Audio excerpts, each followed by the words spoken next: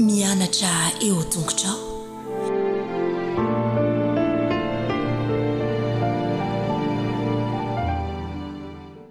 Tonga eo amin'ny fotoana hamerenana ny leson'ny zazakely. Misy zazakely ve ao? Avery andrandraina? Avery laya? Avery aki?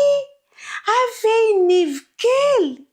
Eny ary ao sarobidy? Ao ny ankizy kely petapetapetape amerina lesona indray tsika izao. Fa mialohan'izany andao ifampiarahaba aloha. Ao ary, ao aorianan'isa telo ataontsika ny arabaina. Isa, roa, telo. Arabaina ianao salama ve? Manahoana akory re? Arabaina ianao salama ve? Faly mahita anse. Aiza kako mahira ny zazakely. Eny ary andao akambana ny tanana aloha fa hivavaka tsika. Akambana ny tanana, ahondrika ny loha, akipy ny maso. Misaotra anao izay Jesosy malalo fa afaka amerina lesona. Taio izay mba ho endry tsara, mba tsy haitomanimaniny amin'ny anaran'i Jesosy. Amen. Eny ary herinandro fa folo. Lany daholo ilay tanana kely. Ataovy an'izany tanana kely hoe zay mihitsy lesona fahafolontsika izao. Inona ny lohatenin'ny lesona? Rahaba tsara fanahy. Rahaba tsara fanahy. Anaran'olona ange izany Rahaba izany anaran'olona ohatran'ny hoe Rasoa, ohatran'ny hoe Naivo, ohatran'ny hoe petape izay anarantsika rehetrarehetra dia ohatran'izany. Fa izy tsara fanahy be mihitsy i Rahaba. I Rahaba tsara fanahy. Tsy anjery manao hoe aoka isika hanao soa amin'ny olona rehetra. Aoka isika hanao soa amin'ny olona rehetra. Izany mihitsy ange nataon'ity Rahaba ity tao amin'ny tanàna anankiray natsoina hoe Jeriko no nisy an'i Rahaba. Tanàna misy tamboho avo be ampony be any. Dia matevina be no nisy an'i Rahaba. Rahaba rakizy dia nanana fitondran-tena hafahafa izay izy fa tsy maninona. Nampiasain'Andriamanitra izy ho hamonjy ny olon'Andriamanitra. Tranon'i Rahaba misy ambony tsara tarehy ny tranon'i Rahaba. Dia nisy olona nirahany Josoa lehilahy anankiroa nalefa hijery hoe andanina lahy jerevo ny tanànan'i Jeriko fa andeha hoantsika dia hiady amin'ny olona ao Jeriko tsika dia alaitsika ny tanànan'i Jeriko. Rehefa tonga tao rakizy ireo olona nirahany ireo dia eny ny mpanjaka. Andanangana teneny fa any amin'ny Rahaba hony misy lehilahy anankiroa nirahan'ny Israelianina hijery ny tanànantsika. Eny Rahaba koa izany. Tonga miaramila. Inona no nataon'i Rahaba? Nasainy miafina tany amin'ny trano ambony be izy mirahalahy. Tonga miaramila. Rahaba, ato aminao hono misy olona miafina nalefa hijery ny tanànantsika. Nisy an'izany mihitsy teo fa efa lasa ry zareo efa tsy hitako nalehan'zareo fa efa lasa ry zareo. Mbola maizimaizina dia efa lasa. Rahaba, nisy nahita anazy niditra ao an-tranonao ange? Nieritreritra kely Rahaba. Izany ve? Ina ary ny ataoko? Indray andeha resahako izy roalahy mba hiafina tsara fa sao dia misy mahita. Sao eny mpanjaka nareo hoe aty. Tadavy miaramila nareo fa ho vonoina. Fa zao ampiko nareo de andao fa asaiko mivoaka ny tranonareo fa tsy atao misy mahita mihitsiny fa zao kosa rehefa mba tafavoakanareo ka miady amin'ny tanànanay satria fantatray fa nareo nampian'Andriamanitra de zao rehefa miady amin'ny tanànanay nareo ka resy zay de mba vonjeo ny havako, ny dadako ny mamako ny zokiko ny zandriko mba aza vonoina zareo fa avelao izy hiara-petraka aminareo fa izy ange tsy masika aminareo izy koa ange tsara fanahy aminareo de eno izy mirahalahy de fampiresaka teo i Rahaba ilay vehivavy sy ilay roalahy nasaina ny zavotany. Nanaiky izy roalahy ny zavatra rehetra nytenenin'ny Rahaba taminy satria fantatry Rahaba fa miaraka amin'Andriamanitra ireo zanak'Israely ireo, indrindrindra izy roalahy ireo. De inona nataony Rahaba ozy nareo? Nasiany tady teo amin'ny varavarankely de iny tady iny no namoahana azy roalahy avy eny amin'ny tafo avy eny amin'ny varavarankely eny ambony hidina any ambany any ivelan'ny fefy any ivelan'ny tamboho tafavoaka izy roalahy de lasa nandeha nody tany an-trano ny tantara hoe resitsika ny olona fa zao Rahaba sy ny ankohonany tsy azontsika vonoina. Rehefa tonga tokoa izy ny zanak'Israely nataony tetikady rehetrarehetra tafiditra tao amin'ilay tanànany Jeriko ny zanak'Israely fa ny fianakavian'ny Rahaba zay tsara fanahy nanafina n'izy roalahy de navotan'Andriamanitra nampian'Andriamanitra satria izy nanampy ny olona izay nirahana hitsafy ny tany Jeriko. Rakizy tokony mba ho tsara fanahy ohatran'ny Rahaba koa isika tia manampy ny hafa mamonjy ny hafa tsy mitorotoroka ny namana tsy mikapokapoka ny namana fa manampy ny namana manome zavatra ny namana ampiana ny namana de anisan'ny fanampiana ny namana koa neny teny aneny hoe neny tiako ianao dado misaotra fa nanome sakafo anay ianao neny bebe mami misaotra fa mikarakara anay ianao zany fanampiana ny olona rehetra izany ny tsy mitomany koa nefa nampiana olona de tsy tokony mitomany many fa endry tsara rehefa apetraka neny eo ambony fandriana de milalao tsara fa tsy mitomany many fa nampiana olona izany. Tendaontsika hiteny amin'ny Jesosy ihany koa hoe Jesosy malalo ampio aho ahay hanampy ny hafa. Ao ary Jesosy malalo ampio aho ahay hanampy ny hafa.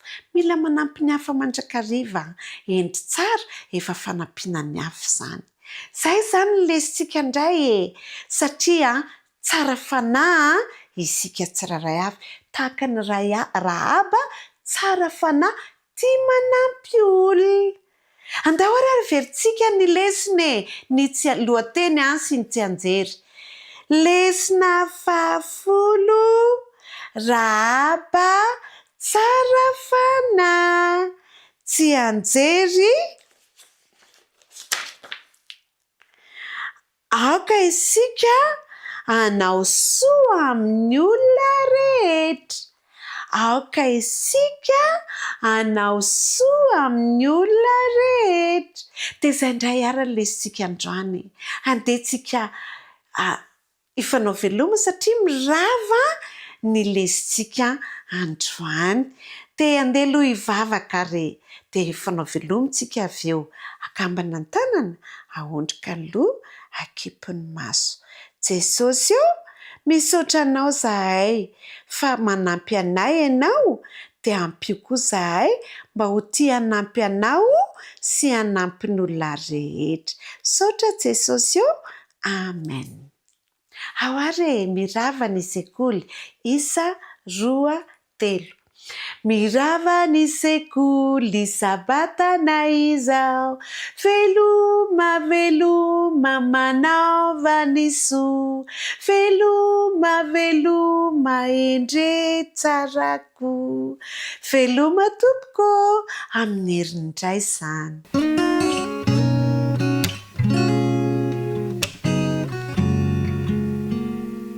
Manahoana daholo indray ny zazapoto, tratry ny sabata daholo sika rehetra dia isaorantsika Andriamanitra noho ny fitantanany. Andao hanakambana tanany ahondrika ny loha dia akipy ny maso fa hiaraka hivavaka isika. Ray malalo misaotra anao indray zahay fa omenao sabata fitsaharana miaraka aminao. Na dia mbola zazapoto azy izay dia isaoranay fa tena tianay ianao. Mandritra n'izao fotoana iarahana izao dia mangataka fahendrena mba ho amin'ny zazapoto rehetra sy ny mpanaraka ny fandaharana. Amin'ny anaran'i Jesosy. Amen. Androrahoana sy andriafo. Izay indray ny lohateny tantara ho arahantsika rakizy. Androrahoana sy andriafo. Ny teny natao tadidy dia voasoratra ao amin'ny Genesisy 19:5-10. Ianarantsika izay dia ataontsika tsy anjery. Toy izao ny vakiny: izaho momba anao ka hiaro anao amin'izay lalaka alehanao rehetra. Tenin'Andriamanitra nge izany. Izaho momba anao ka hiaro anao amin'izay lalaka alehanao rehetra. Amen. Isaorantsika Andriamanitra fa nanome an'izay tenin'izay dia hiaraka merina amin'izay izany sika rehetra izao manisa telo indray ary. Isa 2:3. Izaho momba anao ka hiaro anao amin'izay lalaka alehanao rehetra. Bravo! Andao indray ary anaraka ny tantara. Ho araho ny tantarantsika fa misy lesona tsara be mihitsy nge atao anatin'ity tantara mahafinaritra ity. Taona maro lasa izay no hatramin'ny nahitany zanaka vavy ny Farao Mosesy teo amin'ilay arona teny amoron-drano iray. Raha mbola niara-mipetraka tamin'ny ankohona Mosesy dia nampianarindreo ray aman-dreny ahafantatra sy ho tian'Andriamanitra. Rehefa 12 taona teo eo izy dia lasa nipetraka niaraka tamin'ny zanaka vavy ny Farao tany andapany mpanjaka. Nitombo lehilahy lehibe manam-pahindrena Mosesy, koa dia novidian'Andriamanitra izy hitarika ny zanak'Israely hanalavitra any Farao masika ratsy fanahy, mba ho any amin'ny tany izay tena tsara kokoa. Rehefa nandao any Egypta ny zanak'Israely dia niampita ny ranomasina mena ary vetivety foana dia indreo fa tonga tany anefitra. Manao ahoana moa izany tany efitra izany? Marina izany. Mamay izany sady maina no rakotra fasika. Mamay be mihitsy mandritra ny andro ary tena mangatsiaka be amin'ny alina. Ireo bibidia no mipetraka any ary na Mosesy aza dia tsy nahazo antoka izay lalana tokony alehana. Andriamanitra kosa nefa efa manana drafitra manokana iarovana azy ireo sy azahoan'izy ireo antoka fa tsy ho very tsy akory izy. Lalana mahagaga loatra no nitondran'Andriamanitra azy ireo. Nandritra ny andro ny zanak'Israely dia mahita eo ambony lohan'izy ireo rahona matevina miakatra toy ny andry iray lehibe eo amin'ny lanitra.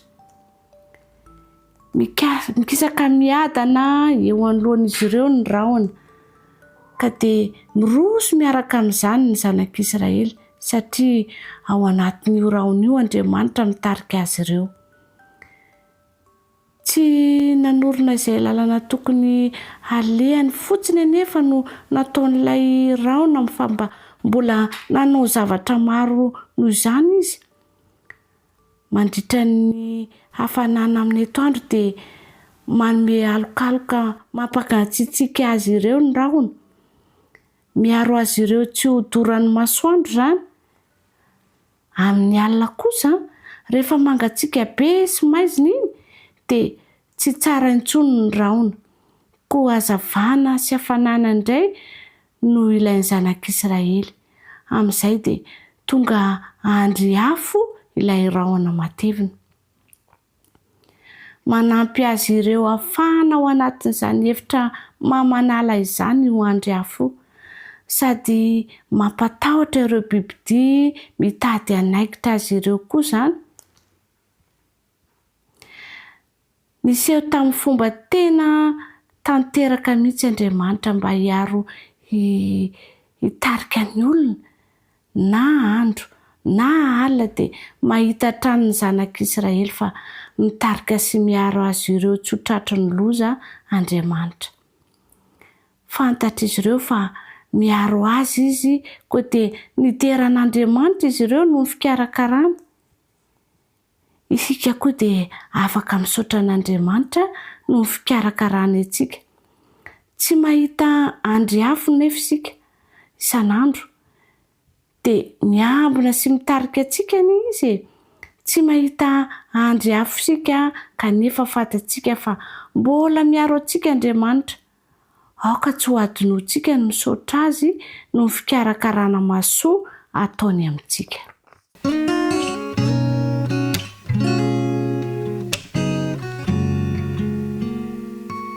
Manonona fahasavan'i Jesosy ho an'ny ankizy kely rehetra ho sabata feno fitahiana ho anao an'ity sabata ity.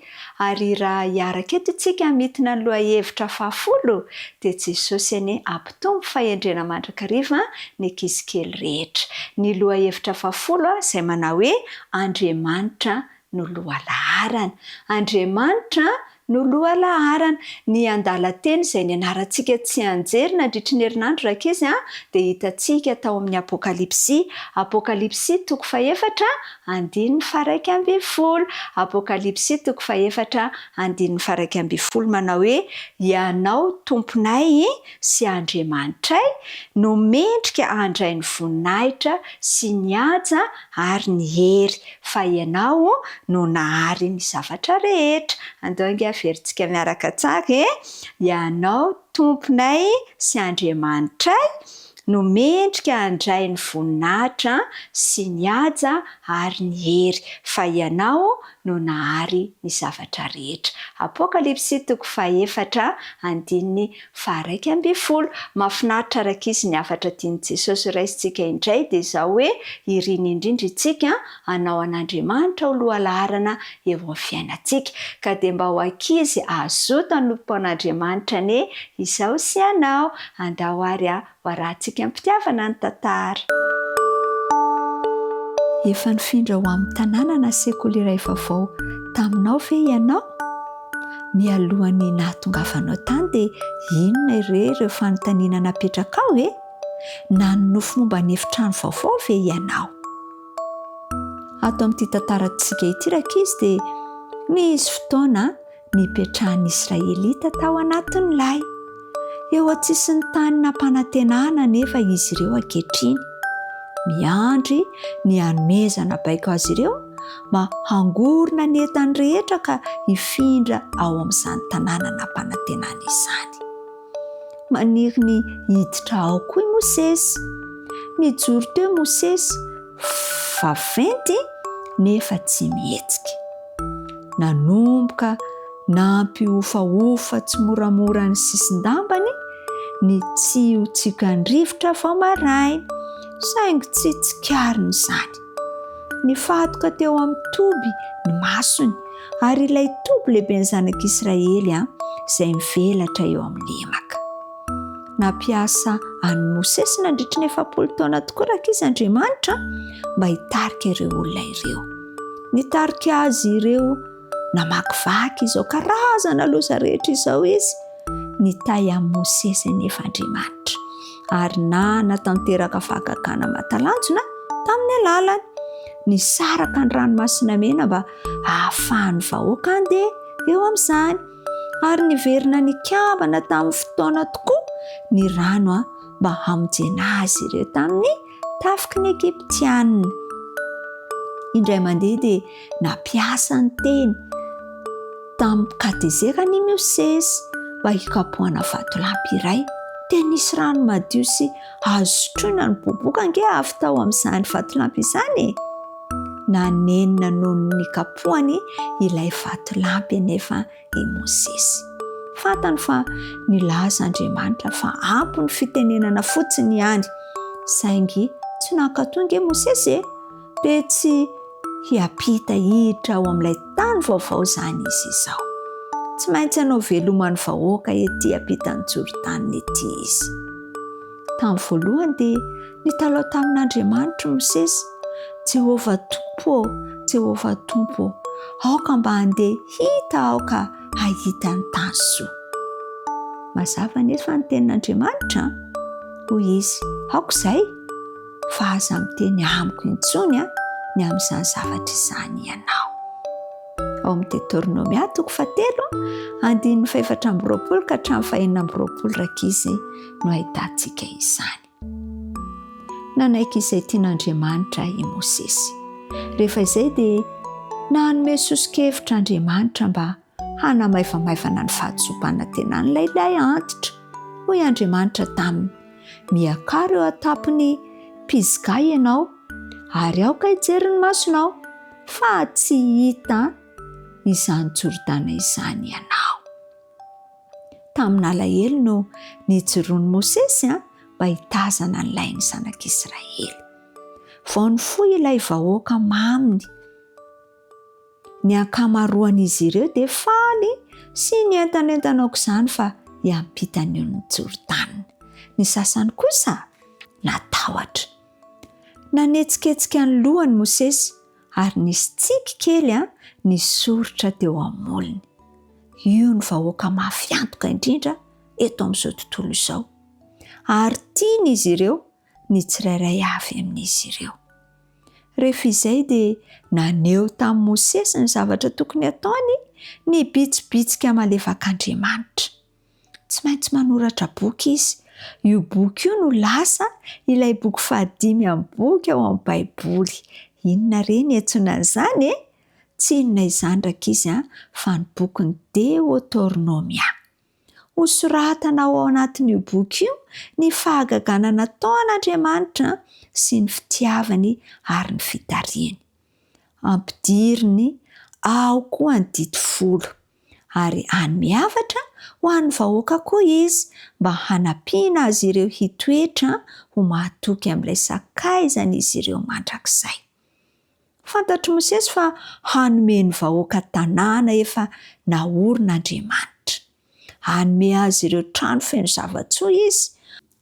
Hanolotra azy ireo fatsakan-drano Andriamanitra, dia fatsakana izay tsy mba nolavahany izy ireo akory, ary tany-boaloboka sy sahan'oliva izay tsy namboleny akory.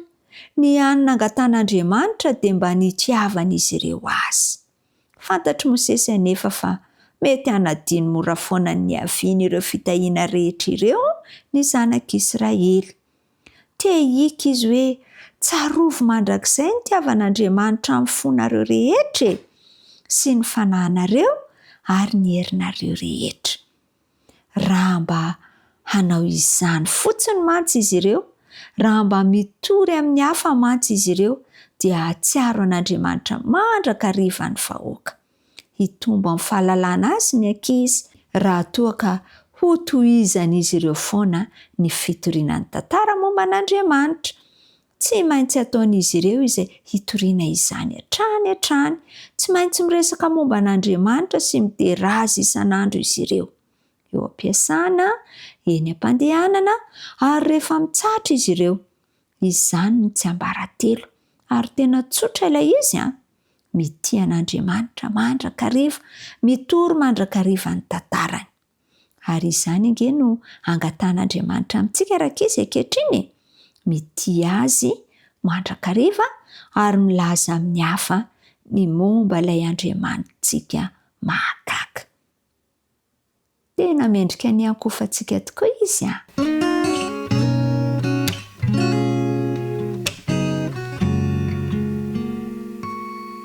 Manahoana daholo indray ary sika tanora hiaraka indray sika amerina ny lesona fa folo. Izay indray ny anarantsika nandritry ny herinandro. Lesona fa folo. Mpisorona manahirana, izay ny lohatenitsika. Inona hoe izy teo? Mpisorona manahirana. Eny ary ny tsy anjerintsika dia voalaza tao amin'ny Isaia 4:4-20. Isaia 4:4-20 manao hoe lian-kanina ireny amboa ireny ka tsy malala voky, sady mpiandry tsy mahafantatra ireny.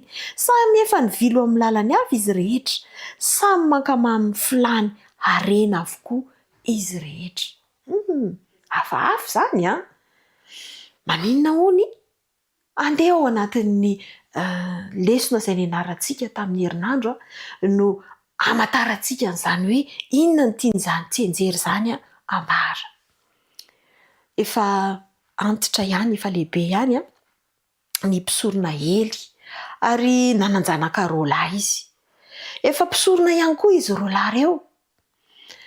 Dia tsy tahaka ny mpisorona rehetra. Fa raha nontaniako ianao, inona moa ny asan'ny mpisorona? Mitondra ny fanatitra n'ireo olona izay hanompo an'Andriamanitra, hifona amin'Andriamanitra, miaiky ny helony amin'Andriamanitra. Izany hoe manao asa fisoronana izany izy manelanelana ny fivavahan'ny olona amin'Andriamanitra satria tandindon'i Jesosy izy ireo. Ny zavatra rehetra natao tao anatin'ny tempoly manko dia tandindon'i Jesosy. Ny asa fisoronana rehetra nataon'ireo mpisorona ireo dia tandindona ny famelan-keloka izay ataon'i Jesosy hanomana sahady ireto vahoakan'Andriamanitra ireto handray an'ilay tena izy dia Jesosy Kristy. Zava-dehibe izany asa fisoronana izany. Indrisy anefa fa nataon'ireto zanakely rôla reto ho fitadiavana tombotsoa io fanaovana asa fisoronana io. Nangalany indray ny fanatitra izay matavy sy ny matsiro sy ny hena tsara izay tokony hatokana ho an'Andriamanitra dia nataony zareo ahoana? Nalainy izy ireo ary tsy mba hoe nangatahany moramora hoe mba meo anahy fa nataony ahoana? Nalainy akeriny ary norahonany izay olona mitady tsy hanome. Nampalahelo ny vahoaka izany ary nahatonga ny olona nalaina ny hanao fanompoam-pivavahana eo anatrehan'Andriamanitra, hanao fanatitra ho an'Andriamanitra. Efa nanarina izy ireo ary nandefasan'Andriamanitra hafatra manokana ely tamin'izany fotoana izany fa tsy mety namboarina intsony izy ireo. Vokany raha tohizana ny tantara dia hiara-maty ao anatin'indray andro izy mirahalahy ary tsy neken'Andriamanitra ho mpisorona intsony. Marobe tokoa ny olona no miditra ao anatin'ny fivavahana mba azahoana tombotsoa, mitarika fivavahana mba hanangona karena ary izay ilay nolazainy tsy anjerintsika. Ny zavatra tadiavin'Andriamanitra antsika nefa dia ny hanomezantsika voninahitra azy sy ho mahatoky aminy amin'ny zavatra rehetra. Fa teto dia nataony reto mpisorona rôla zanakely reto ho ambony ny tenany noho ny fahatokiana amin'Andriamanitra sy ny fanompoana an'Andriamanitra. Zavatra mety hitranga amintsika izany. Mety ho ataontsika ihany amin'ny namantsika ihany koa izany. Fa izao raha mifantoka amin'ny tenantsika mihoatra noho ny an'Andriamanitra isika dia zava-doza ihany koa no mety hitranga amintsika ary tsy eken'Andriamanitra izany. Raha jerena izany ny lesona izay nianarantsika nandritry ny herinandro dia nanampy antsika hahafantatra fa ny fifantohana amin'ny tena dia manimba ny toetra ny atao hoe fiankofana. Ny fifantohana amin'ny tena dia manimba ny toetra ny atao hoe fiankofana. Nanampy antsika hanapa-kevitra ihany koa mba hiakohaka amin'Andriamanitra mandritra ny fiainantsika manontolo. izy irery ihany no iakofantsika sy omentsika voninahitra. Ary nanampy antsika ihany koa ny lesona mba hanapa-kevitra hametraka an'Andriamanitra ho loha laharana eo amin'ny fiainantsika. Ary mba hanampy ny hafa ihany koa tsika hametraka an'Andriamanitra ho loha laharana eo amin'ny fiainany. Ny hafatra izay nampitana tamintsika izany dia hoe miankohaka amin'Andriamanitra isika rehefa mifantoka aminy sy amin'ny heriny. Mino fa nandray fanapa-kevitra tsara indray isika na tao anatin'izay fianarana lesona izay. Hanova ny fiainantsika tokoa anie izany ka hifantoka bebe kokoa amin'Andriamanitra isika izay vao mijery ny momba antsika. Fa tsy ataontsika filana tombotsoa ny fanaovana ny asan'Andriamanitra. Dia mirary soa antsika tanora e, mirary soa teny mbola ao anatin'ny fahatanoràntsika dia mba hanova, hanamboatra antsika mba hanana toetra tsara ny fianarantsika ny tenin'Andriamanitra. Izay indray ary ny amin'ny anivo dia mirary soa antsika mandra-peona amin'ny manaraka indray.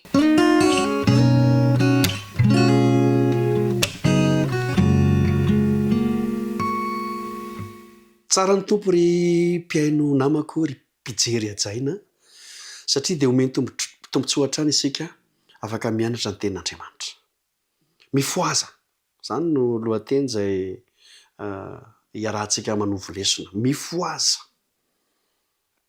Isika tokoa dia misy fotoana ohatry ny matoritory izany. Fa mifoaza e! Inona raha ny tian'izany resahana? Dia izay tokoa no napisy an'ity andininy fohy indrindra ao amin'ny Baiboly ity dia ny Jaona toko 1:5-5:30.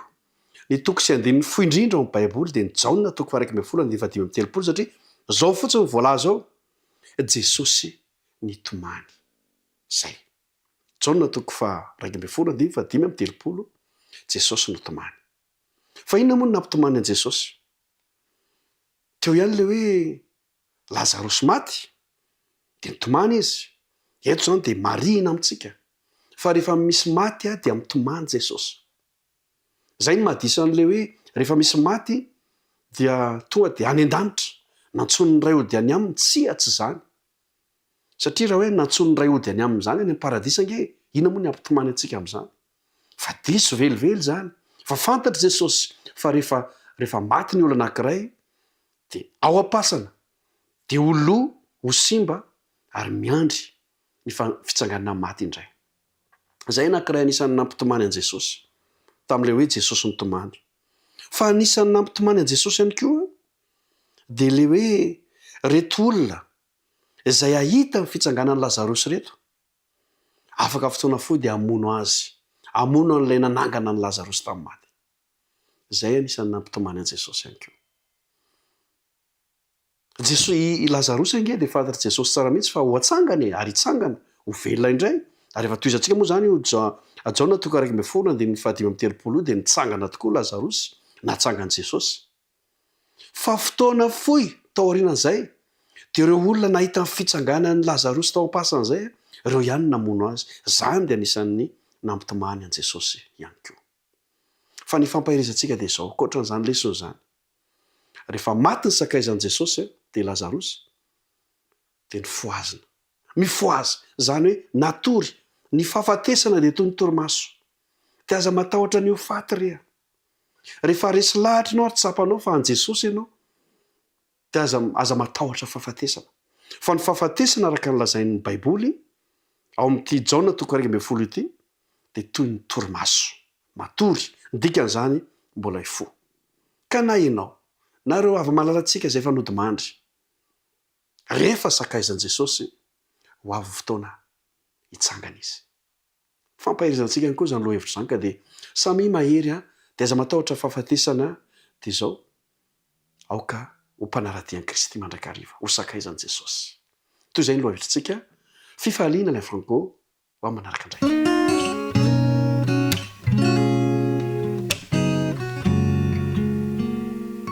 Lesona fahafolo indray no andeha ho fitinina amintsika amin'ity androany ity. Lesona fahafolo izay mitondra ny lohateny hoe ny sabata famantarana.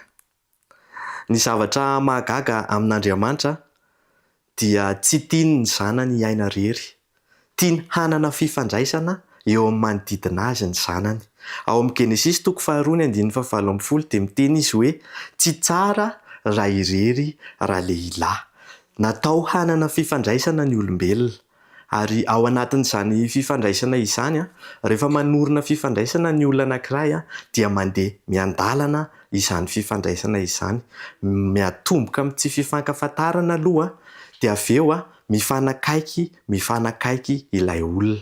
Raha mpifankatia no andeha hojerentsika dia izao, misy famantarana izay ifantohan'ny fifandraisan'ireto mpifankatia ireto. Mety ho hira izany. Rehefa maheno an'ilay hira ny mpifankatia dia matsiaro ilay olon-tiany. Mety ho toerana izany. Rehefa mandalo eo amin'ilay toerana dia matsiaro izy hoe izay ny olona izay akaiky ny foko indrindra. Andriamanitra ihany koa dia manana famantarana izay misy eo aminy sy amin'ny vahoaka izay manaraka azy. Tsy inona izany fa ny didy faefatra. Didy faefatra izay milaza fa mahatsiarova ny andro sabata. Io andro sabata io andro anankiray izay asain'Andriamanitra ho tsarovana. Mahagaga fa io no didy izay adin'ny olona indrindra. Nefa io ihany ny didy misy hoe mahatsiarova. Io nefany no adin'ny olona indrindra, adin'ny kristianina indrindra.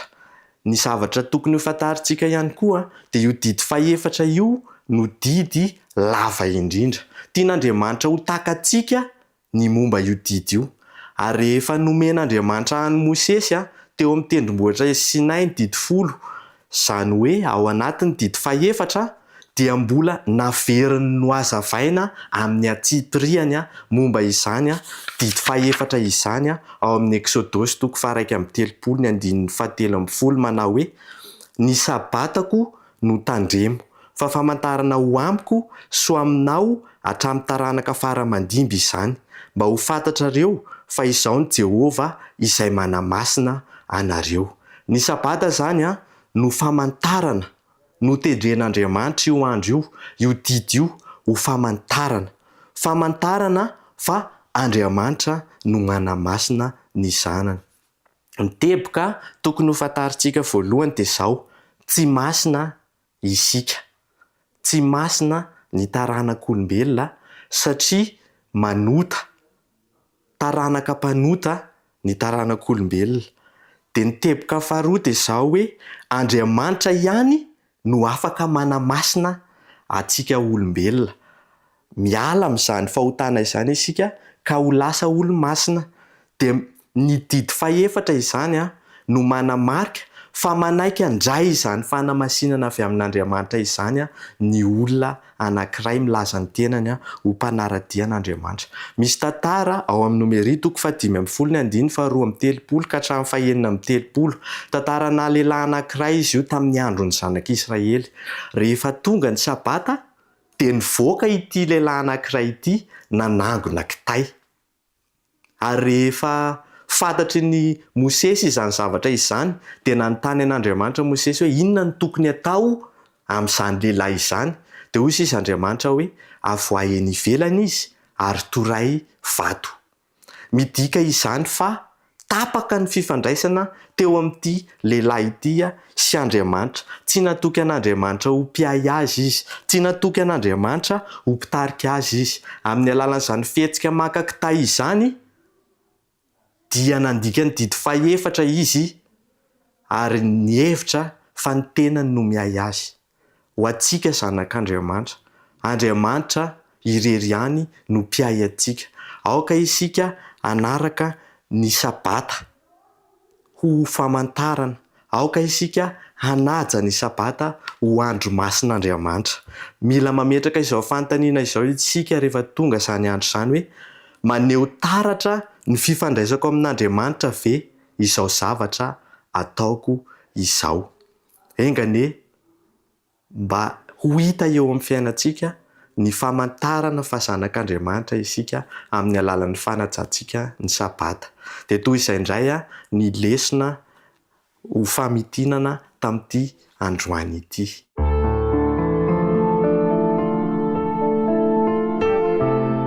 Mianatra eo an-tongotrao.